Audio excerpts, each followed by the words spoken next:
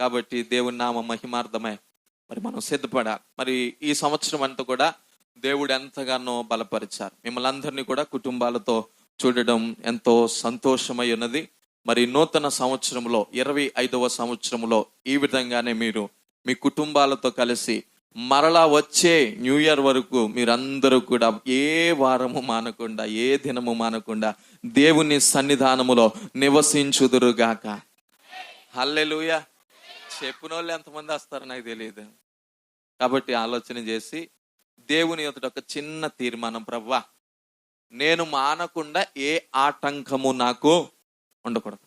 దేవుని సన్నిధానములో మనము చెప్పగలగాలి. ఏం చెప్పగలగాలి అంటే దేవుని ఎదుటికి వెళ్ళి, అయ్యా ఏ ఆటంకమో, అది రోగమైనా, అప్పుల బాధ అయినా, సమస్యలైనా, ఏ విధమైనటువంటి బలహీనతలైనా, పెళ్ళిళ్ళైనా, ప్రధానాలైనా, పెద్ద మనిషి ఫంక్షన్లైనా, ఏ విధమైనటువంటి ఆటంకాలు నాకు ఉండకుండేటట్లుగా నీవు దీవించండి నాయన, నీవు కృప చూపండి నాయన అని ఆయన సన్నిధానంలో మనం ఏం చేయాలి చెప్పండి?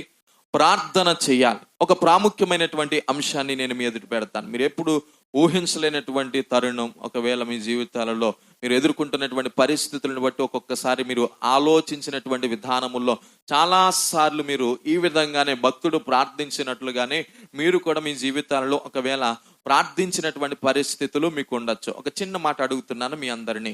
మీ యొక్క వ్యక్తిగత జీవితాలలో, లేకపోతే సమాజం అంతా కూడా, మరి సంఘము కావచ్చు, ఈ లోకములో వారు వ్యక్తిగతంగా ప్రార్థన అనుభవాన్ని కలిగి ఉంటారు. జాగ్రత్తగా ఆలోచన చేద్దాం. వ్యక్తిగతంగా ప్రతి ఒక్కరు కూడా ఎవరికి వారు ప్రార్థన అనుభవాన్ని కలిగి ఉంటారు. మరి ఈ యొక్క లోకములు మనం చూస్తూ ఉన్నప్పుడు అనేక మతాలు ఉన్నాయి. ఆ మతాల పేరట వారు చెప్తున్నటువంటి కొన్ని పదాలు వేరు. పూజ అని కొంతమంది అంటారు, ఆరాధన కొంతమంది అంటారు, వేడుకోవడం, ప్రార్థన అని ఇలా ఒక్కొక్క భాషలో వారు చెబుతూ ఉంటారు. కాబట్టి జాగ్రత్తగా ఆలోచన చేద్దాం. ఈరోజు ఈ ప్రార్థన అనేటువంటి మాట మన అందరికీ పరిచయమే. ఏమైనా కొత్తగా చెబుతున్నానండి? అందరికీ పరిచయమే. ప్రార్థన అంటే అందరికీ పరిచయమే. కానీ మనం ఏం చేస్తామంటే అప్పుడప్పుడు ప్రార్థన చేస్తాం. ఎప్పుడు ప్రార్థన చేయవలసినటువంటి మనం అప్పుడప్పుడు ప్రార్థన చేస్తాం. కాబట్టి జాగ్రత్తగా ఈ మాటల మీద లక్ష్యం ఉంచండి. ఇప్పుడు నేను అడుగుతున్నటువంటి మాట ఏమిటంటే, మనం ఎందుకు ప్రార్థన చేయాలి? ఎందుకు చేస్తారు ఈ భూమి మీద? దేని కొరకు ప్రార్థన చేస్తారు? దేని నిమిత్తం ప్రార్థన చేస్తారు? దేని కొరకు ప్రార్థన చేయాలి? ప్రార్థన చేయవలసినటువంటి ఆవశ్యకత ఎందుకు ఏర్పడింది? ఎవరైనా చెప్పగలరా? 1-2 మాటల్లో మీరు ఎందుకు ప్రార్థన చేస్తున్నారు? దేని కొరకు చేస్తున్నారు? ఉన్నారండి ఇక్కడ? మరొకసారి బిగ్గరగా 2 చేతుల పైకెత్తి దేవుని నామాన్ని స్తుతిద్దాం. హల్లెలూయా. ఎందుకు ప్రార్థన చేస్తున్నారు? ఒక చిన్న ఆలోచన మీ ఎదుటికి నేను తీసుకొని వస్తా ఉన్నా. పరిశుద్ధ గ్రంథాలు తెరచి రాజులు మొదటి గ్రంథం 19వ అధ్యాయము 4వ వచనం. నేను వాక్య సందేశంలోనికి వెళుతూ ఉన్నాను. రాజులు మొదటి గ్రంథం 19వ అధ్యాయము 4వ వచనం. తాను ఒక దిన ప్రయాణము అరణ్యములోకి పోయి ఒక బదరి వృక్షము క్రింద కూర్చుండి మరణాపేక్ష గలవాడై, యెహోవా నా పితరుల కంటే నేను ఎక్కువ వాడను కాను, ఇంత మట్టుకు చాలును, నా ప్రాణము తీసుకొనుము అని ప్రార్థన చేసెను. జాగ్రత్తగా గమనిద్దాం. ఏమని ప్రార్థన చేస్తున్నాడు భక్తుడు? ఒక దైవజనుడు ఉన్నాడు, రోషము కలిగినటువంటి దేవుని సేవకుడు అంట. ఆయన ఎవరు చెప్పండి? రోషము కలిగినటువంటి దైవజనుడు. దేవుడు తనతో చెప్పినప్పుడు దేవుడు చెప్పినటువంటి మాటలు తోట తప్పకుండా ఆయన తన యొక్క జీవితాలలో ఆయన ముందుకు దానిని తీసుకువెళుతున్నటువంటి ఒక గొప్ప ప్రవక్తను ఇక్కడ చూస్తున్నాం. ఒక గొప్ప దైవజనుని మనం చూస్తున్నాం. దేవుని పక్షమై అతడు పోరాడేటువంటి విధానం మనం చూస్తూ ఉన్నప్పుడు చాలా ఆశ్చర్యం అనిపిస్తుంది మనకు. సేవకుడు ఈ విధంగా ఉండాలేమో అని మనకు అనిపిస్తుంది. కాబట్టి అతని యొక్క తెగింపు, అతని యొక్క రోసము, అతని యొక్క నిశ్చయమైనటువంటి దేవుని యొక్క కృపలో నడిపించబడేటువంటి విధానం, వీటన్నిటిని చూసినప్పుడు సేవకుడు అంటే ఈ విధంగా ఉండాలేమో అని అనిపిస్తుంది. అలాంటి వాడు కూడా ఒకానొక సమయంలో ఏమని ప్రార్థన చేస్తున్నాడు? ఇంత మట్టుకు చాలును, ఇంకా నా ప్రాణము తీసుకోను. ఇప్పుడు నేను అడుగుతున్నాను, ఈ 365 రోజుల్లో ఎప్పుడైనా నీవు విసుగుదల చెంది, లేకపోతే నీకు వచ్చేటువంటి సమస్యలను బట్టి, నీవు ఎదుర్కొనేటువంటి సమస్యలను బట్టి ఎప్పుడైనా ఇంత మట్టుకు చాలు, ఇక నా ప్రాణము తీసుకొనుము అన్న సందర్భాలు నీ జీవితంలో ఉన్నాయా? జాగ్రత్తగా ఆలోచన చేద్దాం. కృతజ్ఞత అంటే ఏమిటో తెలుసండి? మరి ప్రాముఖ్యంగా ఈ ముగింపు దినములో మనం నేర్చుకోవలసినటువంటి సంగతి ఏమిటో తెలుసా? ఒక్కసారి వెనక్కి తిరిగి చూసుకోవాలి. అంటే మీ వెనకాల కాదండి, జాగ్రత్తగా వినాలి. మీ బ్రతుకులో గతకాల జీవిత కాలం అంతటిని కూడా ఆలోచన చేసి, దేవుడు నీకు ఇచ్చినటువంటి ఆయుష్ అంతటిని కూడా లెక్కలోనికి తీసుకొని వచ్చి నువ్వేం చేయాలి అంటే, చిన్ననాటి నుండి కూడా నా జీవిత విధానం ఎలా ఉన్నది, లేకపోతే ఈ 365 రోజులు నేను ఎదుర్కొన్న సమస్యలు ఏమిటి, దేవుడు నన్ను ఎలా భద్రపరిచాడు, ఆయన సన్నిధానంలో ఎలా నిలవబెట్టాడు, ఆయన సన్నిధానంలో ఎలా వాడుకుంటున్నాడు అని వెనకకు తిరిగి చూస్తే ఒక్కసారి మనకు అన్ని కూడా జ్ఞాపికమే. ఎన్ని శ్రమలను ఎదుర్కొన్నా, ఎన్ని ఇబ్బందులను ఎదుర్కొన్నా, ఎన్ని కష్టాలను ఎదుర్కొన్నాం, ఎన్ని నిందలను ఎదుర్కొన్నా, ఎన్ని అవమానాలండి ఈ జీవితంలో. ఎప్పుడైనా మీకు ఇలాంటి పరిస్థితులు కూడా నడిపించబడినప్పుడు, బలహీనతలు ఒకవేళ ఏర్పడినటువంటి పరిస్థితుల్లో, అనారోగ్యకరమైనటువంటి పరిస్థితులు కూడా నడిపించబడినప్పుడు, ఎప్పుడైనా మీకు ఎందుకు ఈ బ్రతుకు ఇంత మట్టుకు చాలును అని ఎప్పుడైనా అనుకున్నారా? ఉన్నారండి ఇక్కడ? ఒకవేళ ఇదే మాట నేను ఇప్పుడు అడుగుతున్నాను, రేపు ఒక్క రోజు, ఇప్పుడు 12 దాటేస్తే రోజు మారిపోద్ది. ఎన్నో సంవత్సరాలు అడిగి పెడతాం? 25వ సంవత్సరం, 2025వ సంవత్సరంలో అడిగి పెడతాం. ఇప్పుడు ఇక్కడ ఉన్న వారందరూ కూడా ప్రభువు త్వరగా రాబోతున్నాడు. బిగ్గరగా చెప్పండి రా, ప్రభువు త్వరగా రాబోతున్నాడు. ఇప్పుడు ఇక్కడ ఉన్న వాళ్ళందరినీ కూడా నేను అడుగుతున్నాను, ఎంత మట్టుకు చాలు ఈ రాత్రి దేవునితో వెళ్ళిపోవడానికి ఎంతమంది సిద్ధంగా ఉన్నారు? అలా ఉన్నారా? ఎంత మట్టుకు చాలు? చెప్పండి నాతో కలిసి, మీరు చెప్పండి. ఎంత మట్టుకే? ఎంత మట్టుకు? మళ్ళీ చెప్పండి. దీనికి అర్థం ఏమిటో తెలుసా? ఇంక భూమి మీద మనం ఉండము అని చెప్పడం. ఎంత మట్టుకు చాలు చెప్పగలరా? హలో, ఎంత మట్టుకు చాలు? ఇప్పుడు ప్రభువు రాకపోతే ఎంత మట్టుకు చాలని ఎంతమంది చెప్పగలరు? ఉన్నారా? ప్రభువు ఈ భూమి మీదకి ఇంకా రాలేదు, ఆయన ఆలస్యం చేస్తున్నాడు. ఎందుకు అంటే, ఏ ఆత్మ నశించిపోవడం ఆయనకు ఇష్టం లేదు, అందరూ రక్షణ పొందవలనని ఆయన కొంత ఆలస్యం చేస్తున్నాడు. ఈ విషయం కూడా మనకు తెలిసింది. కానీ ప్రభు నేను ఒక్కడిని పిలుచుకుంటున్నాడు. ఎంత మట్టుకు చాలని దేవుడే చెప్పేశాడు. ఇప్పుడు నీవు చెప్పగలవా ఇంత మట్టుకే చాలని? ఎప్పుడు వస్తుందో తెలుసా ఈ మాట? ఎప్పుడు మనం చెప్తామో తెలుసా? సంతోష సమయంలో ఎవ్వరూ కూడా ఇంకా ఈ బ్రతుకు చాలు, నేను ఆనందించాను కదా ఇంతవరకు అని ఎవరు చెప్పరు. ఇంకా ఆయుష్ పొడిగించబడితే బాగుంటుంది అనుకుంటారు. ఇప్పుడు నేను అడుగుతున్నాను, బహుశా ఈ 24వ సంవత్సరంలో ఎవ్వరూ కూడా ఇంకా చాలు, 25వ సంవత్సరంతో నాకు పని లేదు, నేను చాలా సంవత్సరాలు బ్రతికాను అని చెప్పేటువంటి విధానం ఎవరికి ఉండదు. ఎందుకో తెలుసా? నూతన సంవత్సరములో అందరితో కలిసి నేను కూడా ఆనందకరమైనటువంటి అడుగులను వేయాలని ఉద్దేశిస్తారంట. అందరితో కలిసి నేను కూడా విందులో పాల్గొవాలి, అందరితో కలిసి నేను కూడా సంతోషించాలి, అందరితో కలిసి ఇంతవరకు నన్ను బ్రతికించిన నా దేవుని స్తుతించాలి అనేటువంటి కోరికతో ఎవ్వరు కూడా ఈ సంవత్సరాన్ని ఇక్కడితో ముగించి నా బ్రతుకును, నా యొక్క యాత్రను ముగించాలని ఏ వ్యక్తి కూడా అనుకోడు. అప్పుడు జాగ్రత్తగా ఆలోచన చేద్దాం. అప్పుడు ఎందుకు ఈ భక్తుడు ఈ విధమైనటువంటి మాటను పలుకుతూ ఉన్నాడంటే, ఇలాంటి మాట ఏ సమయాల్లో వస్తుందో తెలుసా? ఇంకా మన బ్రతుకు వల్ల మనకు ఉపయోగము లేదు అని అనుకున్నప్పుడు. ఉన్నారు ఇక్కడే? మరణకరమైనటువంటి పరిస్థితుల్లో మనం ఉన్నప్పుడు, మరణపు అంచుల్లో ఉన్నప్పుడు డాక్టర్స్ కూడా చెప్పేస్తారు, ఇంకా మా వల్ల కాదు. ఒక వైపు నుండి పెయిన్ వచ్చేస్తూ ఉంటది, నొప్పి వచ్చేస్తూ ఉంటది, ఈ శరీరం అంతా బలహీనమైపోతుంది. దాన్ని తట్టుకోలేనటువంటి పరిస్థితుల్లో అంటాము, ఇంకా నేను చనిపోతే బాగుండ. అప్పుల సమస్యలో కూరుకున్నప్పుడు, అయ్యో ఈ అప్పుల వాళ్ళ యొక్క వ్యాధిని నేను తట్టుకోలేకపోతున్నాను, ఇంత మట్టుకు చాలు అంటాం. వ్యాపారంలో ఏదైనా నష్టము వస్తే, ప్రజలందరూ కూడా నేను మోసగాడిగా చూస్తే, అయ్యో ఈ అవమానం నేను భరించలేకపోతున్నాను, ఇంత మట్టుకు చాలు. ఆనందంగా ఉన్నప్పుడు ఏ వ్యక్తి కూడా అక్కడితో తన జీవితాన్ని ముగించాలని అనుకోండి. చాలాసార్లు మీరు ఎంతమంది ప్రార్థన చేస్తారని నాకు తెలియదు. ప్రతిరోజు మనం ప్రార్థన చేయాలంట. ఎలాంటి ప్రార్థనో తెలుసా? అయ్యా నీ చిత్తమైతే నా ఆయుష్ను పొడిగించమని. ఏం చేయాలంట?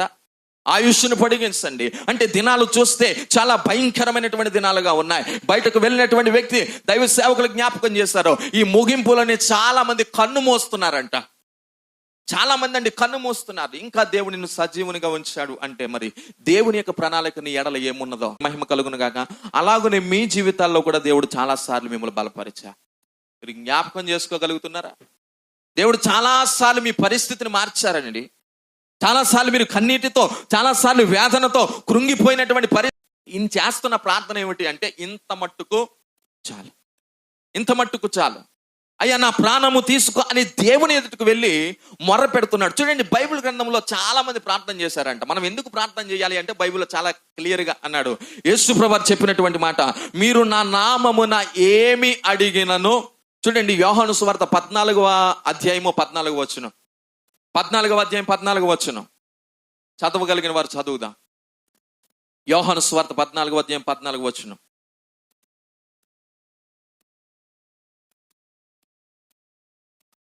నా నామమున మీరు నన్నేమి అడిగినను నేను చేతును. ఇప్పుడు చెప్పండి, మనము ఈ రాత్రి అంతా కూడా ప్రార్థన చేద్దాం. అయ్యా, ఎంత మట్టుకు చాలు నా ప్రాణం. ఇప్పుడు కోట్ చేయండి ఈ మాట. హలో, ఉన్నారా? ఉన్నారండి ఇక్కడ? ఇప్పుడు ఈ మాట కోట్ చేయండి. ఏం కోట్ చేయమన్నా నేను? అయ్యా, ఇంత మట్టుకు. అందరూ చెప్పండి ఒకసారి, స్వరాలు వినబడాలి. అయ్యా, ఎంత మట్టుకు చాలు, నా ప్రాణము తీసుకొనుము. ఇప్పుడు కృపారావు గారు ఆ మాట చదవండి. నా నామమున మీరు నన్నేమి అడిగినను నేను చేతును. మత్తయి సువార్త 7వ అధ్యాయం 7వ వచనం, 7వ అధ్యాయం 7వ వచనం. మరలా చెప్దాం ఆ వచనం తీసేసరికి. అయ్యా చెప్పండ్రా, ఎంత తీపో ప్రాణాలంటే. ఈరోజు ఒక విషయం చెప్పమంటారా? ఒక విషయం చెప్పమంటారా? బ్రతుకుదాం బ్రతుకుదాం బ్రతుకుదాం బ్రతుకుదాం బ్రతుకుదాం బ్రతుకుదాం బ్రతుకుదాం బ్రతుకుదాం అన్నవాళ్ళు ఎక్కువ కాలం బ్రతకరు. ఎంతమందికి తెలుసు? చాలాసార్లు మనం అంటాం, ఆ వృద్ధులను చూసినప్పుడు, ముసలోళ్ళని చూసినప్పుడు, మంచోళ్ళు అందరూ పోతున్నారు కానీ ఈడు పోవట్లేదురా అంటాం.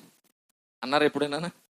అంటాం. ఒక్కొక్కడిని చూసి వయసు అంతా అయిపోయింది, ఆడు మంచం మీద ఉంటాడు, మంచం మీద పడి ఉంటాడు, కానీ మరణం రాదు. చిన్న చిన్న పిల్లలు చనిపోతున్నారు. జాగ్రత్తగా ఆలోచన చేయాలి. నేను అంటున్నాను, ఈ మరణమును తప్పించుట దేవుని యొక్క వశం అండి, మన చేతుల్లో లేదు. యెహోవా వశము అన్నాడు. కాబట్టి జాగ్రత్తగా ఆలోచన చేద్దాం. కాబట్టి ఈ రోజు చాలా మంది మరణ అవస్థలో ఉన్నారు. చాలా మంది అండి ఈరోజు రాత్రికి రాత్రే చాలా మంది లోకాన్ని విడిచిపెట్టి వెళ్ళిపోబోతున్నారు. ఎందుకు అంటే, ఈ న్యూ ఇయర్ సెలబ్రేషన్స్ లో రోడ్స్ అస్సలు ఖాళీ లేదు. జాగ్రత్త గమనించాలి. ఇంత కాకినాడ వెళ్ళాను నేను, రోడ్స్ అస్సలు ఖాళీ లేదు. ఎక్కడ చూసినా busy busy busy busy busy. Cinema halls కావచ్చు, మరి షాపింగ్ మాల్స్ కావచ్చు, అన్ని బిజీ బిజీ అయిపోయాయి. రోడ్స్ ఖాళీ లేవు. కాబట్టి చాలా ప్రమాదాలు జరుగుతాయి. దైవజనులు కూడా చెప్పారు, దేవుడు మనకి ఇచ్చినటువంటి ఆధిక్యత ఏమిటో తెలుసా? మన కాళ్ళు చేతులు కట్టేసి దేవుని మందిరంలో కూర్చోబెట్టేశాడు. దేవునికి మహిమ కలుగును గాక. హల్లెలూయా. కాబట్టి జాగ్రత్తగా ఆలోచన చేయాలి. చూడండి, ఇప్పుడు మరలా చెప్పండి అందరూ నాతో కలిసి. అయ్యా, గట్టిగా చెప్పండి రా. అయ్యా, ఇంత మట్టుకు చాలు, నా ప్రాణము తీసుకునుము. మత్తయి సువార్త 7:7 చదవండి. అడుగుడి మీకు ఇయ్యబడును, వెదకుడి మీకు దొరుకును, తట్టుడి మీకు తీయబడును. ఇప్పుడు దీనికి దానికి కనెక్ట్ చేస్తే ఏమైనా సింక్ అవుతుందా? అడిగితే దేవుడు ఏం చేస్తా అన్నాడు? ఇస్తానన్నాడు. ఆయన నామమున ఏది అడిగినను. ఇప్పుడు ఈ భక్తుడు అనగా ఏలియా ప్రార్థన చేస్తున్నాడు. ఏమని చేస్తున్నాడు? అయ్యా, ఇప్పుడు ఆయన నామములో అడుగుతున్నాడు. దేవుడు ఏం చేయాలి? ఆయన ప్రాణాన్ని మారు ఆలోచించకుండా ఏం చేసేయాలా? తీసేయాలి. కానీ ఎందుకు దేవుడు తనని ఇంకా బలపరుస్తున్నాడు? ఈరోజు నీ జీవితంలో కూడా ఇలాంటి ప్రార్థనే ఉన్నప్పుడు నీవు చాలాసార్లు అనుకుంటావు, నీకు వచ్చే శ్రమను బట్టి, అయ్యా ఎందుకు నన్ను బ్రతికించావని నీవు ప్రార్థన చేస్తావు. ఆ ప్రార్థన అయిపోయిన తర్వాత నీకు అనిపిస్తుంది, దేవుడు నా ప్రార్థన వినడం లేదేమో, నన్ను ఇంకా బ్రతికించి ఉంచాడు. ఎందుకు ఉంచాడో? అందుకని నేనంటున్నాను, ఒకవేళ ఏదైనా సమస్య వస్తే ఆ సమస్యను ఎదుర్కోలేక ఈ లోకాన్ని విడిచిపోయి వెళ్ళిపోయేటట్లుగా ప్రార్థన చేయకూడదంట. ఎలా ప్రార్థన చేయాలో తెలుసా? నీ ఎదుట ఏ సమస్య అయితే నీ మీద పోరాటం చేస్తా ఉందో ఆ సమస్యలన్నీ కూడా నీ ఎదుట నుండి తొలగించబడాలి. చెప్పలు కూడా దేవుని నామాన్ని మహిమపరచాలి. ఆ సమస్యలను తొలగించబడాలండి. ఇది మనం చేయవలసినటువంటి ప్రార్థన. ఒక గొప్ప దైవజనుడు ఎలా ప్రార్థన చేస్తున్నాడంటే, కారణం ఏమిటో తెలుసా? చాలా అలసిపోయాడండి బ్రతుకులో, చాలా వేసారిపోయాడు. ఆ జీవితాన్ని అంతటిని కూడా ఒక్క క్షణం ఆలోచనలోకి తీసుకొచ్చేసాడు. ఈరోజు ఈ మాట నేను చెప్తున్నాను, జాగ్రత్తగా మీరు మరణ పడకల మీద హాస్పిటల్లో ఉన్న పరిస్థితి 2024లో ఉంది. చాలాసార్లు దైవ సేవకురాలు వేదన పడ్డారు, ఈ బాధ నేను భరించలేకపోతున్నాను. చాలాసార్లు మీరు కూడా వ్యక్తిగతంగా అనుభవించారు. కానీ దేవుని యొక్క ప్రణాళిక అక్కడితో నీ ఎడల ముగించబడలా. దేవుని చిత్తమైతే 2025వ సంవత్సరం కాదు కదా, 2050వ సంవత్సరం కూడా నీవు చూచుదువు గాక. బిగ్గరగా చెబుదా, సంవత్సరములు జరుగుచుండగా దేవుని యొక్క కార్యం ఏం చేయబడుతుందంట?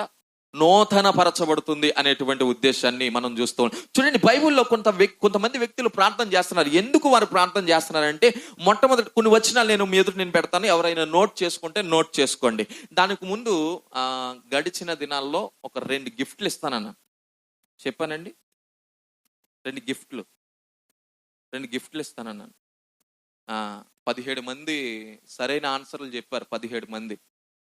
ఈ 17 మందిలో నుండి ఒక 2కి డ్రా తీసి ఇస్తానని చెప్పాను. సత్య కిందకెళ్ళి ఒకే కలరు ఒక 2 గిఫ్ట్లు తెచ్చేసి, పాస్టర్ గారు ఒక 17 పేర్లు రాసేసి, ఆ లిస్ట్ ఉందా కింద కుదిరేశారా? నువ్వే రాసావు. 24 ఆదికాండం 24 ఎన్నిసార్లు ఉంది? 24 సార్లు ఉంది. ఆ 17 పేర్లు తెస్తే ఒక చిన్న పిల్ల చేత కానీ పాస్టర్ గారి చేత కానీ ఒక 2 పేర్లు తీపిచ్చేస్తే వాళ్ళు గిఫ్ట్ ఇచ్చేద్దాం. కాబట్టి జాగ్రత్తగా ఆలోచన చేయండి. ఎక్కడి వరకు వచ్చామండి మనం? బైబుల్లో ఎందుకొరకు ప్రార్థించారు, వారు ప్రార్థించినటువంటి పరిస్థితులు ఏమిటి అనేటువంటి ఒక చిన్న అంశాన్ని మీద పెడతాను. ఎవరైనా నోట్ చేసుకోండి, జాగ్రత్తగా మీరు గమనించాలి. మొట్టమొదటిగా ఆదికాండం 25వ అధ్యాయము 21వ వచనం. మరొకసారి చెప్తున్నాను, ఆదికాండము 25వ అధ్యాయము 21వ వచనం. బైబిల్ ఉన్న వాళ్ళందరూ కూడా తెరచి మీరు ఆ యొక్క మాటలు చదవండి, అందరికి వినబడేటట్లుగా. ఆదికాండము 25వ అధ్యాయం 21వ వచనం. ఇస్సాకు భార్య గొడ్రాలైనందున అతడు ఆమె విషయమై యెహోవాను వేడుకొనెను. యెహోవా అతని ప్రార్థనను వినెను గనుక అతని భార్య అయిన రెబ్కాకు గర్భవతి ఆయను. ఆమె గర్భములో శిశువులు ఒకనితో ఒకడు పెనుగులాడుకున్నారు. చాలండి, జాగ్రత్తగా గమనిద్దాం. ఇక్కడ చెప్పబడినటువంటి మాట జాగ్రత్తగా ఎంతమందికి మాట్లాడడం అవుతున్నాయో నాకు తెలియదు. ఎందుకు ప్రార్థన చేయాలి అంటే, ఎందుకొరకు ప్రార్థన చేశారు అంటే, ఇక్కడ ప్రాముఖ్యంగా చెప్పబడుతున్న మాట, పిల్లలు లేకపోతే ఏం చేయాలి? పిల్లలు లేకపోతే ఏం చేయాలా? ప్రార్థన చేయాలి. గర్భఫలము యెహోవా ఇచ్చు 127వ కీర్తనలో రాయబడిన మాట. గర్భఫలము ఇది మనుషుల వలన సాధ్యమవుతుందా? ప్రార్థన ఎందుకు చేస్తాం? సరే,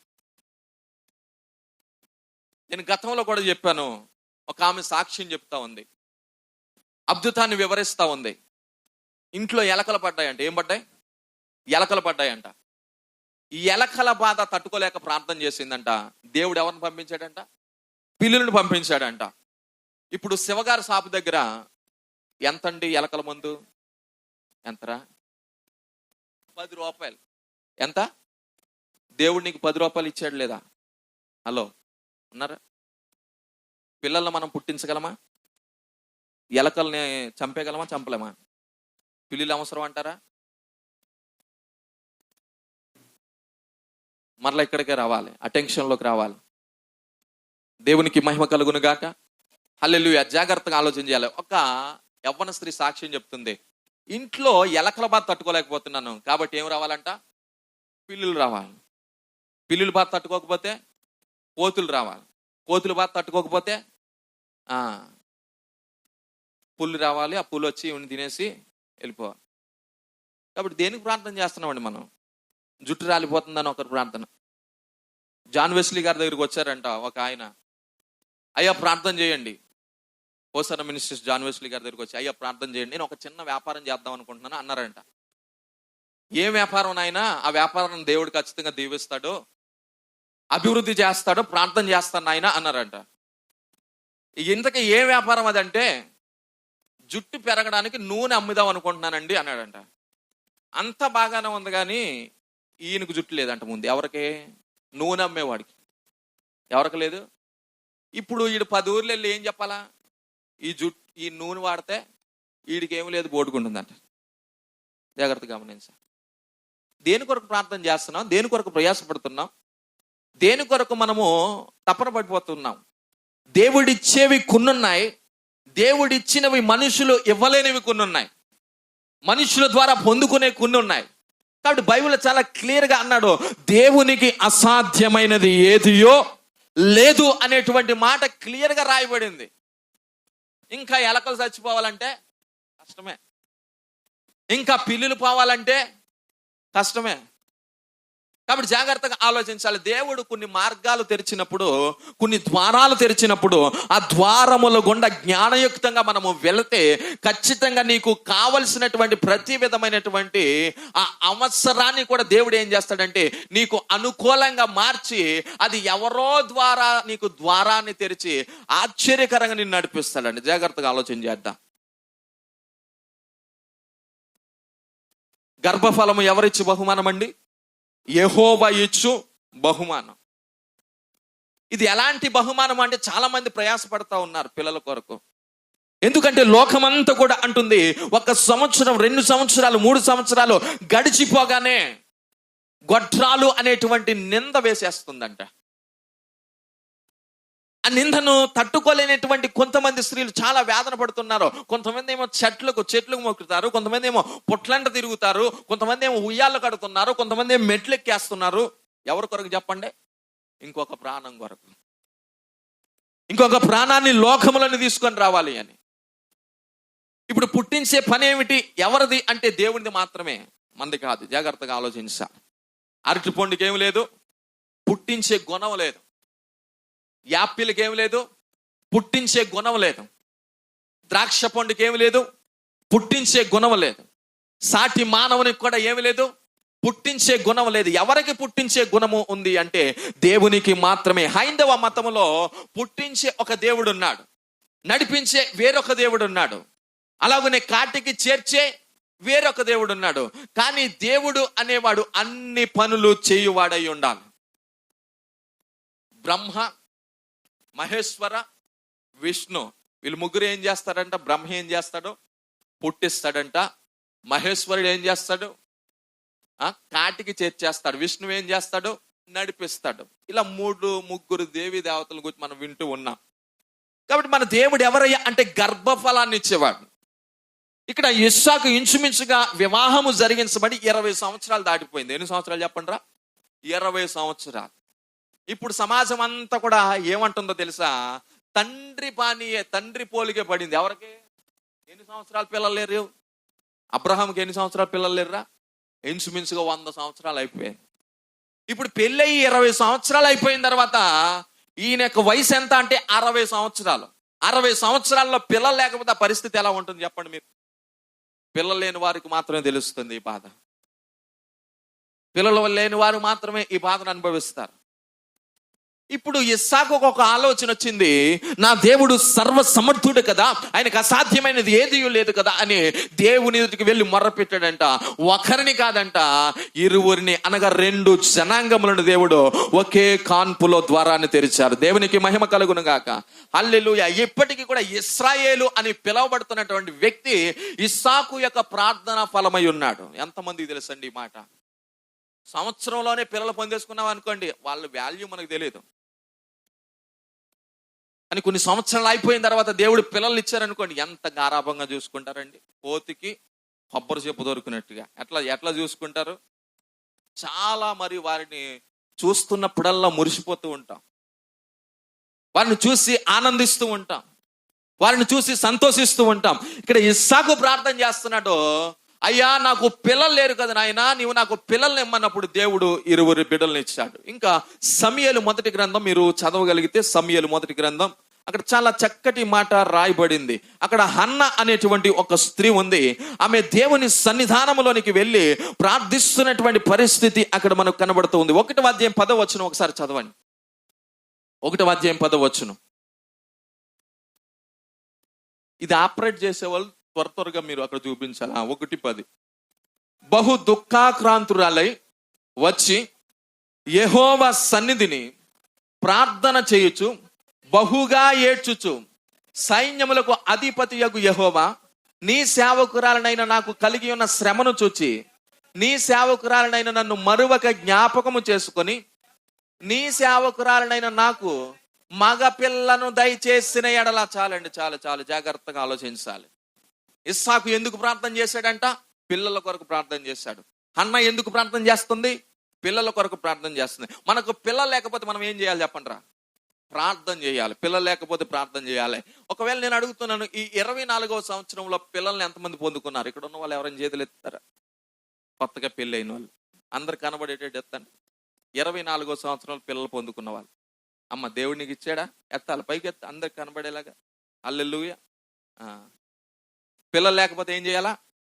ప్రార్థన చేయాలి. ఈ ప్రార్థన చేసేటప్పుడు ఈ సంవత్సరం ప్రారంభంలో ప్రార్థన ముగిస్తామా?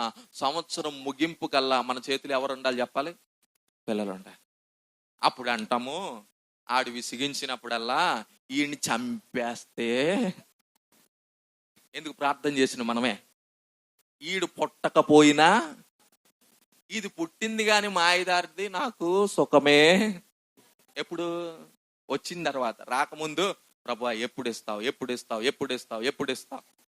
అప్పుడు జాగ్రత్తగా ఆలోచించాలి. ఎందుకంటే మనకు కలిగిన విసుగుదలను బట్టి ఇలాంటి ప్రార్థన మనం చేస్తూ ఉంటాం. కానీ ఈమె ప్రార్థన చేస్తుంది, అన్న ఎందుకు ప్రార్థన చేస్తుంది తెలుసా? నింద పోగొట్టుకోవాలి. ఎందుకు చెప్పండి? నింద పోగొట్టుకోవాలి. ఈరోజు నేటికి కూడా సమాజంలో విధవరాండ్రును ఎవరైనా పెన్నిళ్ళకి కానీ శుభకార్యాలకు కానీ ఏదైనా ఒక మంచి కార్యం చేయడానికి వారిని పిలవడానికి ఇష్టపడతారా? అల్లో ఉన్నారు ఇక్కడే? ఎవరైనా ఇష్టపడతారా? ఒక క్రైస్తవుడే ఇష్టపడట్లా. Young whole team John Wesley గారు మరి బండి తీసి ఇలా బయటకు అడుగు పెట్టగానే ఒక విధవరాలు వస్తుందని, ఒక విధవరాలు ఎదురుగా వస్తుందని మరి ఎవరో అన్నారంట, విధవరాలు వెళ్తుంది కదా ఇప్పుడు బయటకు ఎందుకు వెళ్తున్నాం అన్నారంట. ఎంత చిన్న చూపండి. ఇలాంటి చిన్న చూపు దారిని ఎక్కడ ప్రారంభమైందో తెలుసా? మొట్టమొదటిగా భారతదేశంలోనే. ఎంతమందికి మాట అర్థమవుతుంది నాకు తెలియదు. భర్త చనిపోతే భార్యని ఎందుకు చంపేసేవారో తెలుసా? ఆ చిత్తు మంటల మీద ఎందుకు కాల్చేసేవారో తెలుసా? ఈ లోకములో వచ్చేటువంటి ఆ నిందలను అవమానించకుండా ఇంకా ఆమె జీవితం అక్కడితో ముగించాలి. భర్త చనిపోతే ఎంత ముసలోడైనా ఆ పిల్లని తీసుకుని వెళ్ళి ఎక్కడ పడిచేసేవారంట?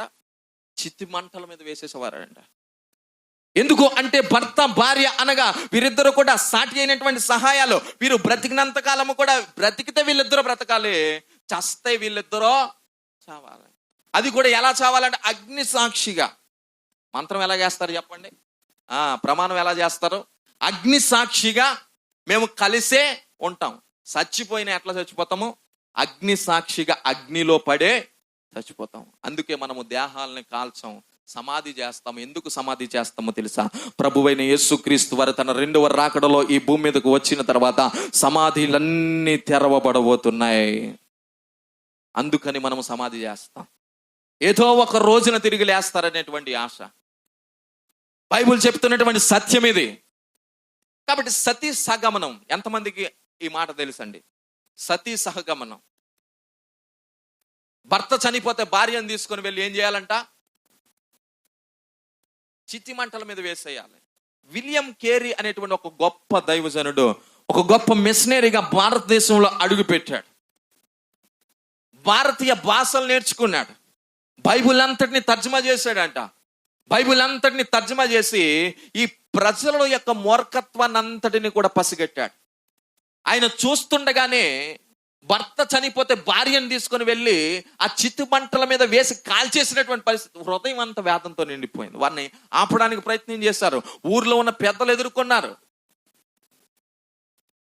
జరిగేటువంటి మూఢాచారాన్ని ఎలాగైనా అరికట్టాలి. ఇది ఇలా కొనసాగితే ఈ భూమి మీద స్త్రీలు తక్కువైపోతారు, ఈ భూమి మీద ఆడవారే ఉండరు అనేటువంటి ఒక ఆలోచనతో ఆయన ముందుకు అడుగులు వేశాడు. ముందుకు అడుగులు వేసినప్పుడు రాజా రామ్మోహన్ రాయ్ ఒక అధికారిగా, ఈ భారత గవర్నమెంట్ లో ఒక అధికారిగా ఆయన ఉన్నాడు. ఎవరని చెప్పండి? ఇప్పటికి కూడా మీరు చిన్నపిల్లలు వెళ్ళి అడిగారు అనుకోండి, చదువుకుంటున్న వారిని, సతీ సహగమనాన్ని ఎవరు రూపుమాపారు అంటే వారు చెప్పిన పేరు ఏమిటి? రాజా రామ్మోహన్ రాయ్. కానీ ఇది రూపం మాపడానికి దేవుడు ఎవరికి ఆలోచన ఇచ్చారు, ఎవరిని బలపరిచారు అంటే చాలా క్లియర్ గా చెప్పబడుతున్నటువంటి మాట. దేవుని యొక్క పరిచర్యలో పిల్లలను పోగొట్టుకున్న, భార్య పిచ్చిదైపోయిన, దేవుని పరిచర్యను విడిచిపెట్టకుండా ఆ ప్రింటింగ్ ప్రెస్ అంతా కూడా కాలిపోయినా, ఎన్ని శ్రమలు వచ్చినా ఆయన పట్టు విడవకుండా దేవుని యొక్క పనిలో ముందుకు కొనసాగాడు. గనుక ఈ రోజు నేనంటున్నాను, ఇంకా మన తాత చనిపోయినా మన మామ బ్రతికి ఉంది అంటే కారణం ఏమిటో తెలుసా? భారతదేశానికి అర్థం కావట్లేదండి. ఏంటండి చెప్పండి? బైబుల్. బైబుల్ అంటే చాలా మంది ద్వేషిస్తున్నారు. బైబుల్ అంటే చాలా మందికి పడడం లేదండి. నేనంటున్నాను, ఈ రోజు నేటికి కూడా తాత చనిపోయినా మీ మామ బ్రతుకుందంటే కారణం ఎవరో తెలుసండి? బైబులేనండి. నిందలను సహిస్తున్నటువంటి వారు అనేక మంది ఉన్నారు. బైబిల్ ఏం చేస్తుందో తెలుసా? ఆ నిందను పూదండగా మార్చివేయబోతూ ఉంది. ఆ నిందలను తొలగించబోతూ ఉంది. ఆ నిందల అనేటువంటి వలయములో నుండి బయటకు రప్పించేది ఏమిటి అంటే బైబిల్ మాత్రమేనండి, ఏకైక గ్రంథం. అందుకే దీనికి పెట్టబడినటువంటి పేరు ఏమిటో తెలుసా? పరిశుద్ధ గ్రంథం. ఇది మన బ్రతుకులను ఏం చేస్తుంది అంటే పరిశుద్ధపరుస్తుంది అంట. ఇలాంటి గ్రంథాన్ని మనం కలిగి ఉన్నాం. కాబట్టి మొట్టమొదటిగా అక్కడ మనం చూస్తున్నాం, పిల్లల కొరకు ప్రార్థన చేస్తారు. తర్వాత మీరు సమయం ఉంటే చదవండి, కొన్ని వచనాలు నేను తెలియజేస్తాను. తర్వాత యెహోషువ గ్రంథం 10వ అధ్యాయం 12వ వచనంలో యెహోషువ ప్రార్థన చేస్తాడండి. ఎందుకు ప్రార్థన చేస్తాడు అంటే అమోరీయులందరూ కూడా ఇశ్రాయేలీల మీద తిరగబడతారు. తిరగబడినటువంటి పరిస్థితుల్లో యెహోషువ ప్రార్థన చేస్తాడు, సూర్యుడా నీవు ఆగిపో. చరిత్రకారులు కూడా లెక్కలేసి, ఖగోళ శాస్త్రవేత్తలు లెక్కలు వేసి తేల్చిన తర్వాత వారు ఒక విషయాన్ని కనుగొన్నారంట. ఏమిటో తెలుసా? చరిత్రలో ఒక రోజు మిస్ అయిపోయిందంట. ఏం మిస్ అయింది చెప్పండిరా? ఒక రోజు. ఇప్పటికి కూడా చాలా మంది ఈ భూమి ప్రారంభించబడి ఎన్ని రోజులయ్యింది అని చాలా మంది అడుగుతున్నారు. కానీ ఎవ్వరికి లెక్కలు తెలియడం లేదు. కానీ కనుగొన్న విషయం, శాస్త్రవేత్తలు కనుగొన్న విషయం ఏమిటో తెలుసా? ఒక రోజు మిస్ అయిపోయిందంట. ఒక రోజు గడవాలంటే ఎవరు రావాలి చెప్పండిరా? ఎవరు రావాలి? సూర్యుడు రావాలా, చంద్రుడు రావాలి. వీళ్ళిద్దరూ వచ్చి వాళ్ళ ముఖం మనకు చూపించిన తర్వాత తెల్లవారగానే ఎవరి ముఖం చూడకుండా సూర్యుడి ముఖం చూడాలి.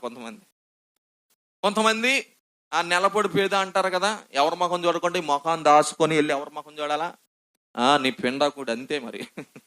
అప్పుడు జాగ్రత్తగా ఆలోచించాలి. ఏ ముఖం చూసినా కాదండి, యేసయ్య ముఖం చూసుదుము గాక. బిగ్గరగా చెప్పండి, యేసయ్య ముఖం చూసుదుము గాక. కాబట్టి ఆలోచన చేద్దాం, దేవుని యొక్క లేఖనాలు మనం పరిశీలన చేద్దాం. సూర్యుడా నీవు ఆగిపో అని ప్రార్థన చేశాడంట. చంద్రుడా నీవు ఆగిపో అని ప్రార్థన చేశాడంట. యుద్ధము ముగించబడేంత వరకు కూడా వారిద్దరు అక్కడ ఉండిపోయారండి. యుద్ధం ముగించబడిందంట. ఎందుకో తెలుసా? వారు చేసిన ప్రార్థన ఎందుకొరకో తెలుసా? దైవజనుడు చేస్తున్న ప్రార్థన ప్రజల యొక్క విజయం కొరకంట. రెండవదిగా ప్రజల యొక్క విజయం. ఇంకా ఎందుకు ప్రార్థన చేస్తారు అంటే సమూయేలు మొదటి గ్రంథం 8వ అధ్యాయము 6వ వచనంలో మీరు తర్వాత సమయం ఉంటే చదవండి. అక్కడ మాకు రాజు కావాలను అని ప్రజలు అడిగినప్పుడు దైవజనుడు అయ్యా ప్రజలందరినీ పరిపాలించడానికి ఒక రాజును నిర్ణయించమని ప్రార్థన చేశారంట. ఎందుకొరకు ప్రార్థన చేశారంట? అధికారుల కొరకు. ఎప్పుడైనా ప్రార్థన చేశారండి? మాకు మంచి అధికారిని నువ్వు నియమించండి నాయన అని ఎప్పుడైనా ప్రార్థన చేశారా? ప్రార్థనే చేయట్లేదండి. ఇంకా వాళ్ళ కోసం మేము ఎందుకు చేస్తామంటారా? అలా ఉన్నారండి ఇక్కడ. ఒకసారి బిగ్గరగా మీరు 2 చేతుల పైకి జాగ్రత్తగా ఆలోచన చేద్దాం. రాజు కొరకు ప్రార్థన చేశారంట. ఇంకా కొన్ని సందర్భాలు ఉన్నాయి. ఎందుకొరకు ప్రార్థన చేశారు అంటే దేవుని యొక్క ఆశీర్వాదం పొందాలని ప్రార్థన చేశారంట. ఆ రాజ్యము క్షేమముగా ఉండాలని ప్రార్థన చేశారంట. వారికి ఉండేటువంటి పరిస్థితులన్నీ కూడా మారాలి అని ప్రార్థన చేశారంట. ఇంకా ఎందుకు ప్రార్థన చేశారు అంటే వారు చేస్తున్న ప్రయాణములో క్షేమము దొరకాలి అని ప్రార్థన చేశారంట. ఇంకా ఎందుకు ప్రార్థన చేశారంటే వారు చేస్తున్న ప్రయత్నాలు, పనులన్నీ కూడా సఫలం అవ్వాలని ప్రార్థన చేశారంట. ఇంకా ఎందుకు ప్రార్థన చేశారంటే గృహాలు కట్టుకోవాలని ప్రార్థన చేశారంట. వివాహాల కొరకు ప్రార్థన చేశారంట. ఇలా ఒక్కొక్క విషయం చెప్పుకుంటూ పోతే ఒకే ఒక్క మాటలో చెప్పాలి అంటే ప్రతి అవసరము కొరకు ప్రార్థన చేస్తూనే ఉన్నారు. దేని కొరకు చేస్తున్నారు చెప్పండి? ఇవన్నీ నేను చెప్పినవన్నీ కూడా ఏమిటి? పిల్లలు ఏమిటండి మనకు? అవసరము. చెప్పండి, పిల్లలు ఏమిటి? అవసరము. డబ్బు ఏమిటి? అవసరము. ఉద్యోగం ఏమిటి? అవసరము. చదువు ఏమిటి? అవసరము. కాబట్టి ఇవన్నీ కూడా మన అవసరాల నిమిత్తము మనం ప్రార్థన చేస్తున్నాం. దేవుని యొక్క లేఖనాల్లో రాయబడినటువంటి మాట ఏమిటో తెలుసా? దేవుని యొక్క బలిష్టమైనటువంటి చేతి కింద నీవు దీన మనస్కుడై ఉంటే దేవుడు నిన్ను తగిన కాలమందు హెచ్చించబోతున్నాడు. హల్లెలూయా. క్రీస్తు యేసు మహిమైశ్వర్యములో మన ప్రతి అవసరమును కూడా ఏం చేయబడుతుందంట? తీర్చబడుతుంది. ఇవి మన అవసరాలు. మరి ఏలియా గారి యొక్క అవసరం ఏమిటండి? ఉన్నారండి అందరు ఇక్కడే? ఇవన్నీ మన అవసరాలు. ఇక్కడ ఉన్న వాళ్ళు ఎవరైనా అవసరం లేదండి అన్న వాళ్ళు ఎవరైనా ఉంటే ఒకవేళ మీరు నిశ్చింతగా చేయొచ్చు. అవసరం మాకు లేదండి అన్న వాళ్ళు ఎవరైనా ఉంటే నిశ్చింతగా చేయొచ్చు. ఈ భూమి మీద పుట్టిన వానికి ప్రతి వానికి కూడా ఏదో ఒక అవసరం ఉంది. చిన్న పిల్లల సహితం మీరు అడిగితే పెన్ కావాలంటాడు, పెన్సిల్ కావాలంటాడు, బుక్ కావాలంటాడు, ఇది కావాలంటాడు, అది కావాలి. అందరికీ అవసరాలు ఉన్నాయండి ఈ భూమి మీద. అయితే మనం ఎందుకు ప్రార్థన చేస్తున్నామంటే మన అవసరాల కొరకు మాత్రమే. కానీ ఏలియా ఎందుకు ప్రార్థన చేస్తున్నాడు అంటే, అయ్యా ఇక మట్టుకు చాలును, ఇంకా నా ప్రాణము, ఇంకా ఇలాంటి సందర్భమే మరొక సందర్భం మీకు తెలియజే. సంఖ్యాకాండం 11వ అధ్యాయము 14-15 వచనాలు చదవగలరా? సంఖ్యాకాండము 11వ అధ్యాయము 14-15 వచనాలు. అందరూ బైబుల్ చూడాలి, మీరు అటెన్షన్లోనికి వస్తారు. బైబుల్ చూడాలి. సంఖ్యాకాండం. ఈ సమస్త ప్రజలను ఒంటిగా మోయ నా వలన కాదు, అది నేను భరింపలేని భారము. నీవు నాకిట్లు చెయ్యదలచిన ఎడల నన్ను చంపుము. నా మీద నీ కటాక్షము వచ్చిన ఎడల నేను నా బాధను చూడకుండునట్లు నన్ను చంపుము. మరొక గొప్ప దైవజనుడు చేస్తున్న ప్రార్థన ఇది. రోషము కలిగిన దైవజనుడు చేస్తున్న ప్రార్థన. ఇంత మట్టుకు చాలును, నా ప్రాణం తీసుకో అన్నాడు. ఇంకొక దైవజనుడు, ఒక నాయకుడు అంట. ఇశ్రాయేలీలకు ఆయన ఎవరు చెప్పండి? ఒక నాయకుడు, గొప్ప నాయకుడు అండి. దేవుడే అన్నాడు, ఇతడు నా ఇల్లంతటిలో నమ్మకమైన వాడు. మోషే అనేటువంటి ఒక దైవజనుడు ఉన్నాడు. ఆయన ప్రార్థన చేస్తున్నాడు. ఏమని ప్రార్థన చేస్తున్నాడు? ఇంకా ఈ ప్రజలతో నా వల్ల అవట్లా. మాటి మాటికి కోరికలు, వీళ్ళకి మాటి మాటికి నా మీద సొనగడం, దేవుని మీద సొనగడం.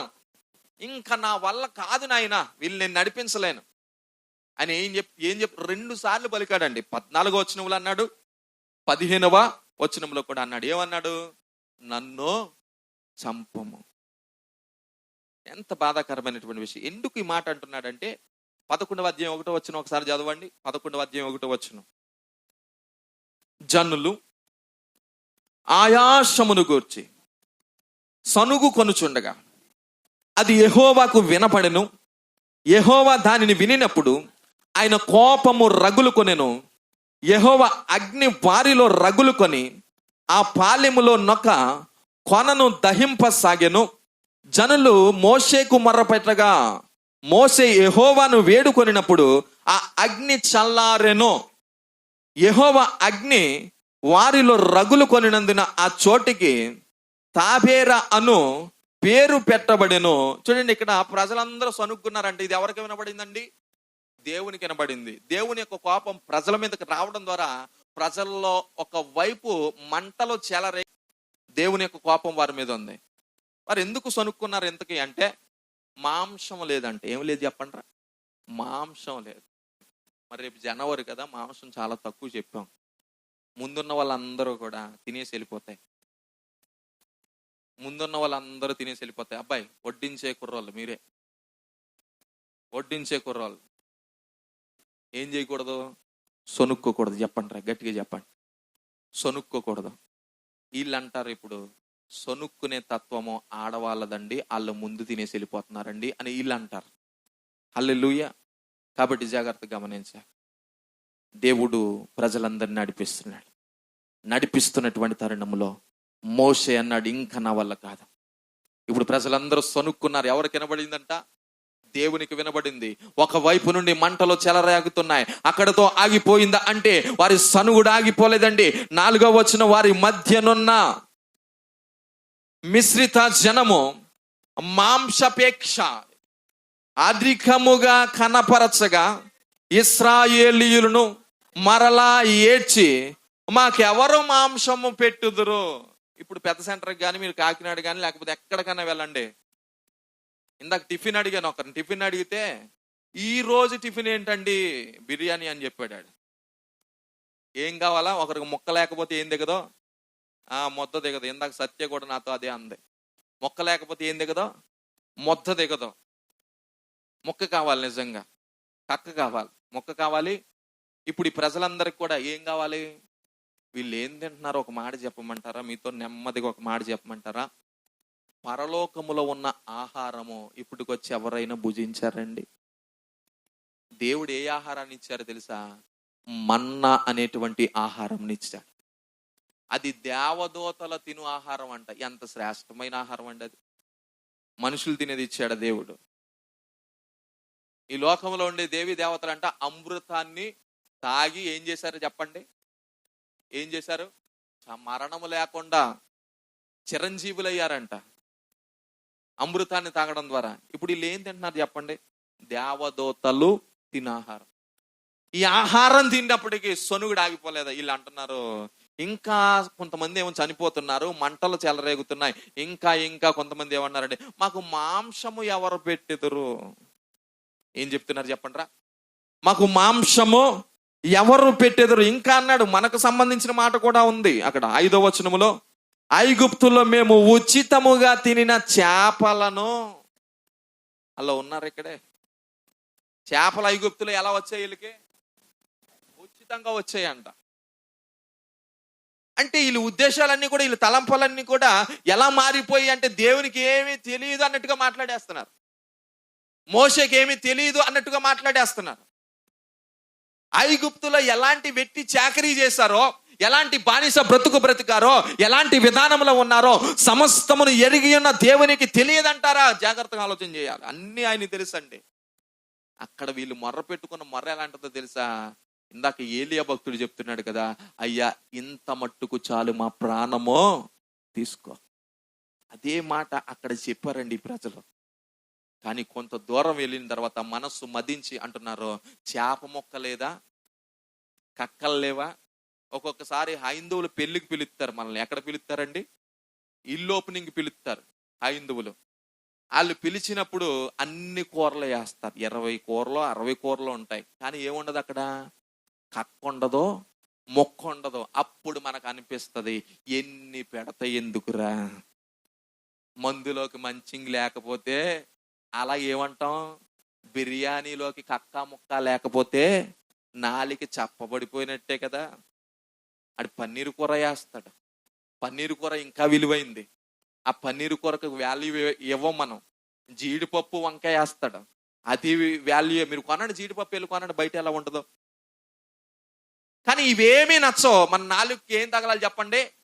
కక్క తగలాలా, మొక్క తగలాలి. దేవుడు మన్నానిచ్చాడు, పోషించాడు, అయినా సరిపోలా.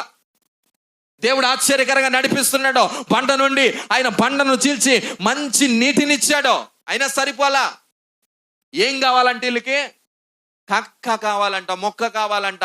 ఇలా అడిగినప్పుడు మరలా మోషే దేవుని ఎదుటికి వెళ్ళి మొర్ర పెట్టిన తర్వాత దేవుడు వారికి ఇచ్చినటువంటి సమృద్ధి ఎలాంటిదో తెలుసా? ఇంకా బాబో నీకు ఒక్క దండం, మాకు మాంసం వద్దన్నారంట. ఎలాంటి సమృద్ధి ఇచ్చాడు చెప్పండి? ఇంకా మేము తట్టుకోము. మీరే ఒకవేళ బహుశా ఆలోచించండి, మీరు ఒక 10 రోజులు లేకపోతే 20 రోజులు పచ్చి కాయగూరలు లేకపోతే ఆకుకూరలు, డాక్టర్ గారు చెప్పేశారు మీకున్న జబ్బుని బట్టి మీరు ఏం తినకూడదండి, ఆకుకూరలే తినొచ్చు అని చెప్పేశారు. ఇప్పుడు ఈ 20 రోజులు వ్రతం అయిపోయింది. ఎన్ని రోజులు వ్రతం? తెల్లసీరలు కట్టుకున్న వాళ్ళు వినాలి. 20 రోజులు వ్రతం అయిపోయింది. ఈ వ్రతం అయిపోయిన తర్వాత డాక్టర్ గారి దగ్గరికి మరలా వెళ్ళారు. రిపోర్ట్స్ అన్ని మంచిగా వచ్చేసాయి. ఇప్పుడు డాక్టర్ గారు ఒక ఆఫర్ చేశాడు, మా హాస్పిటల్లో జాయిన్ అయిన వాళ్ళకి 2 సంవత్సరాల వరకు కక్క మొక్క ఫ్రీ, మేమే రోజు డోర్ డెలివరీ చేస్తాము ఇంటికని చెప్పేశాడు, బిర్యానీతో పాటు. ఎన్ని సంవత్సరాలు? ఎన్ని రోజుల నుండి కక్క ముక్క తినలేదు? 20 రోజులు. ఎన్ని సంవత్సరాలు ఫ్రీ అన్నాడో? ఇప్పుడు ఖచ్చితంగా ఒక 10 రోజులు, అబ్బాయి ఏం టేస్ట్, డాక్టర్ గారు ఎంత మంచివారు అని మొదలు పెట్టాం. 20 రోజులు అయ్యింది. రోజు తిని తిని తిని తిని ఏమనిపిస్తుంది మనకు? ఒకవేళ ఏ డాక్టర్ అయినా ఇలా ఆఫర్ ఇచ్చాడు అనుకోండి, ఫైల్స్ జబ్బు వచ్చేద్ది, గుండె జబ్బు వచ్చేద్ది. రోజు ఏంటంటే బిర్యానీలు కానీ ఇలాంటి నీస్ కానీ తింటే, రోజు తింటే. కాబట్టి ఎవరికైనా తిని తిని తిని తిని రోజు ఒకే కూర, రోజు ఈ రోజు ఏం చేస్తావు, ఈ రోజు ఏం చేస్తావు, ఈ రోజు ఏం చేస్తావు, రోజు ఒకే కూర తింటే అసహ్యం అనిపించేస్తుంది. దేవుడు ఎలాంటి సమృద్ధి ఇచ్చాడు, ఎలాంటి మాంసం ఇచ్చాడు తెలుసా? వారు తింటున్నటువంటి మాంసము ముక్కుల్లో నుండి అంట. ఎక్కడ నుండి? చెవుల్లో నుండి అంట. ఇంతటి మాంసం ఇచ్చిన తర్వాత వారికి అసహ్యం అనిపించేంత వరకు అక్కడ చాలా, మీరు ఒక్కొక్క వచ్చిన తర్వాత ఇంటికి వెళ్ళిన తర్వాత హోంవర్క్ చేయండి. ఏం వర్క్ చేయాలా? హోంవర్క్ చేయండి. ఇంటికి వెళ్ళిన తర్వాత చదవండి. ఒక్కరోజు కాదంట, 2 రోజులు కాదంట, 3 రోజులు కాదంట. నేను చెప్పినట్లుగా, నేను వాగ్దానము చేసినట్లుగా కానాను దేశము చేరేంత వరకు కూడా, అది 20 సంవత్సరాలు అవ్వచ్చు, 40 సంవత్సరాలు అవ్వచ్చు, 50 సంవత్సరాలు అవ్వచ్చు, ఒకవేళ మీ జీవిత కాలం అంతా అవ్వచ్చు, ఆ కాలమంతా కూడా నేను ఉచితముగా మీకు మాంసాన్ని ఇవ్వబోతున్నానని చెప్పాడంట. జాగ్రత్తగా గమనించాలి. ఉచితంగా. అప్పటికి కూడా సనుగాగల, అప్పటికి కూడా జీవితాలు మారలా. కాబట్టి ఇంకా ఈయన మోసే గారికి విసుగుదల వచ్చేసి, నాయనా నన్ను చంపే నాయనా, ఇంకా నా వల్ల కాదు అన్నాడు. ఇప్పుడు వేదనకరమైనటువంటి వార్తలు మనం విన్నాం. 1-2 మాటల్లో మరి దేవుడు ఆ వేదనను తొలగించి ఎలాంటి ఆశీర్వాదాన్ని ఇస్తాడు అనేటువంటి సందేశం మనం వినకపోతే నూతన సంవత్సరంలోనికి అడుగు పెట్టిన ప్రయోజనం ఉండదు. ఇప్పటికే మీ మొఖాలన్నీ కూడా ఎలా ఉన్నాయంటే, ఎంత మట్టుకు చాలును చెప్పండి, గట్టిగా చెప్పండి, ఎంత మట్టుకు చాలును. అందుకే క్లుప్తంగా చెప్తున్నాను. తర్వాత మీరు హోంవర్క్ చేయండి. యోనా గ్రంథం 3వ అధ్యాయము 8వ వచనం. మీరు తర్వాత హోంవర్క్ చేయండి. 3వ సందర్భం యోనా గ్రంథం 8వ అధ్యాయము 3వ అధ్యాయము 8వ వచనములో, బ్రతుకుట కంటే చచ్చుట మేలు, చచ్చుట న్యాయము అన్నాడు. ఎవరో? యోనా. వడదెబ్బ తగిలిందంటే. ఏం దెబ్బ? ఎండాకాలంలో ఏం తగులుద్ది?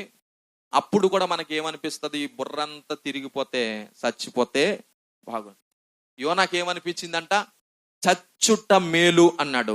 తర్వాత ఇంకా మీరు ముందుకు వెళుతూ ఉన్నప్పుడు విలాప వాక్యాలు 3వ అధ్యాయము 17వ వచనం నుండి 25వ వచనం వరకు.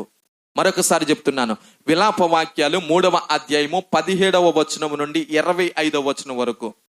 అక్కడ స్టార్టింగ్ అంటాడు, నెమ్మదికి నాకును చాలా దూరం ఉన్నది, నాకు ఇంకా ఆశలు లేవు అని నేను అనుకున్నాను. అయితే ముగింపులో అంటాడు, అయితే కృప కలిగినటువంటి దేవుడు నాకున్నాడు అనేటువంటి తలంపు నాకుంది. ఈ మాట మనం చదువుకుందాం. చూడండి, విలాప వాక్యాలు మీరు చదవగలిగితే ఒకసారి 17వ వచనం ఒకసారి చదవండి. 3వ అధ్యాయము 17వ వచనం. నెమ్మదికి నాకును ఆయన బహుదూరము చేసి ఉన్నాడు, మేలు ఎట్టిదో నేను మరచి ఉన్నాను. చూడండి 21వ వచనం కూడా చదవండి.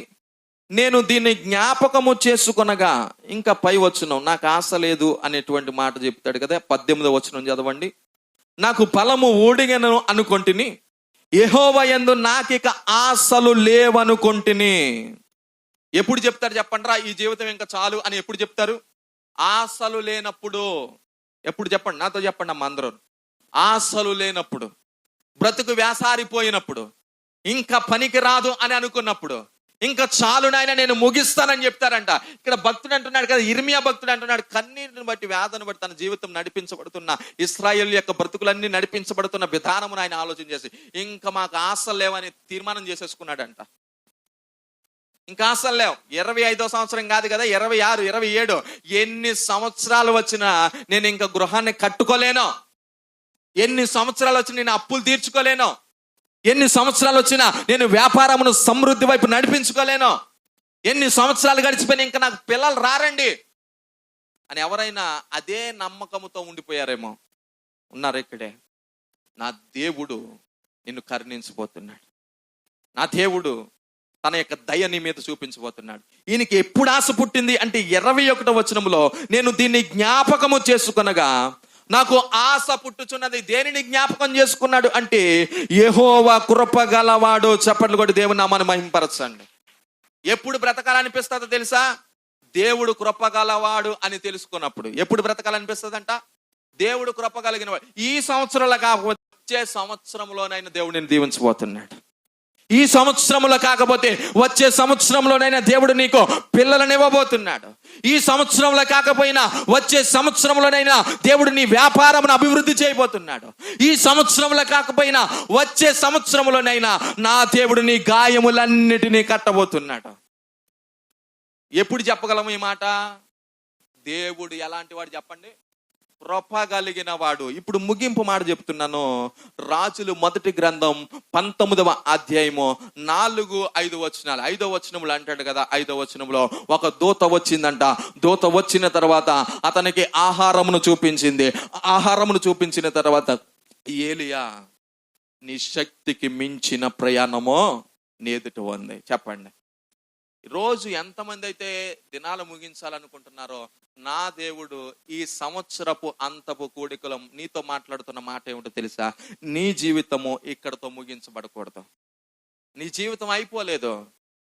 యోసేపు గుంటలో పడవేయబడిన తర్వాత అన్నదమ్ములందరూ అనుకున్నారు ఇంకా ఈయన జీవితం, కన్నా దేవుడు అన్నాడు అక్కడ నుండి నీ జీవితం ప్రారంభం అవ్వబోతుంది. దావీదు గొలియాతు ఎదుటకు వచ్చినప్పుడు గొలియాతు సహితం అన్నదమ్ములు సహితం అందరూ ఇతని జీవితం అయిపోయింది. నా దేవుడు అన్నాడు ఇక్కడి నుండి నీ జీవితాన్ని మలుపు తిప్పబోతున్నాను. ఈరోజు నేను అనుకుంటున్నాను, చాలా మంది 24వ సంవత్సరంలో నీ జీవితం అయిపోయింది అనుకున్నారు. కానీ నా దేవుడు 25వ సంవత్సరంలో నిన్ను నిలవబెట్టబోతున్నాడు. విశ్వాసముతో ప్రభు నామమును స్తుతిందా. 25వ సంవత్సరంలో అనేకుల ఎదుట నీ తలను పైకెత్తబోతున్నాడు. 25వ సంవత్సరంలో అనేక మంది ఎదుట నిన్ను ఘనమైన పాత్రగా ఆయన చేయబోతున్నాడు. కాబట్టి ఆలోచన చేయాలి. పాస్టర్ గారు ఇంత గట్టిగా చెప్తున్నారు కదా, కాకినాడ ఒకటి వెళ్ళాను అన్నారు గట్టిగా. ఏ ఎస్ఆర్ఎంటిక్కో ఏ రాయల్ పార్క్కో వెళ్ళి గట్టిగా కుమ్మేసి ఉంటారు. అలా ఉన్నారా? శారీరకంగా తీసుకునే ఆహారం కంటే దేవుడిచ్చిన ఆహారం ఎలాంటి శక్తి కలిగినదో తెలుసా? జాగ్రత్తగా వినాలి. దోత తీసుకొని వచ్చి ఆహారం. ఇప్పుడు మిమ్మల్ని అందరిని అడుగుతున్నాను, ఈ రాత్రి తినకుండా ఎన్ని రోజుల వరకు బలంగా ఉండగలరు? మరలా పొద్దుటికి ఏమేయాలి మనకి? హలో, 10 దాటేస్తే ఏం తిరిగేస్తాయి? కొళ్ళు తిరిగేస్తాయి. సరే, పొద్దుట బ్రేక్ఫాస్ట్ చేశారు. బ్రేక్ఫాస్ట్ చేసిన తర్వాత మధ్యాహ్నం అయ్యేసరికి ఆకలేస్తుందా? ఇదా? మరలా మధ్యాహ్నం తిన్న తర్వాత రాత్రికి ఏమేస్తుంది మనకు? అక్కడ టైం తిరిగినా తిరగకపోయినా ఈ కడుపులో ఒక టైం ఉంటుంది. దేవుడు అందరికి కడుపులో ఏం పెట్టాడు చెప్పండి? టైం పెట్టాడు. ఏం టైమో తెలుసా? ఆ గడియారం చూడకముందే ఇది చెప్పేస్తుంది. ఒరే 1 గంట అయిపోతుందిరా, ఒరే 10 అయిపోతుందిరా, 7 అయిపోతుందిరా, ఇది చెప్పేస్తుంది. కానీ దేవుడు పెట్టిన ఆహారం ఎలాంటి సమృద్ధో తెలుసా? 40 రాత్రుల్లో, 40 పగల్లో, 40 రోజుల పాటు శక్తికి మించినటువంటి ప్రయాణమును చేయించింది. చప్పట్లు కూడా దేవుని నామాన్ని మహిమపరచండి. ఏమనుకున్నాడు చెప్పండి? ఏమనుకున్నాడు? ఇంకా చాలు నాయన అనుకున్నాడు. ఇంకా ముగించేస్తాను నాయన అనుకున్నాడు. కానీ నా దేవుడు చెప్పాడు, ఒరే నీ ద్వారా నేను నా రాజ్యంను స్థాపించాలనుకుంటున్నాను, నీ ద్వారా నేను ఘనముగా చెయ్యబడాలనుకుంటున్నాను. ఎప్పుడైతే ఈ శక్తికి మించిన ప్రయాణం చేశాడో 400 మంది ప్రవక్తల కంటే ఎక్కువ మంది ఉన్న ప్రవక్తలందరికీ కూడా ఒకే సవాలు విసురుతున్నాడు. చెప్తున్నాడు. ఏం చెప్తున్నాడో తెలుసా? కర్మేలు పర్వతం మీదకి వెళ్ళి నీ దేవుడు గొప్పవాడో నా దేవుడు గొప్పవాడో తేల్చుకుందాం రా అని చెప్తున్నాడు. ఎంత ఘనమైనటువంటి కార్యమో! ఇంతటి రోషము కలిగిన దైవజనుడు ఏమన్నాడు తెలుసా? ఇంకా చాలు నాయనా.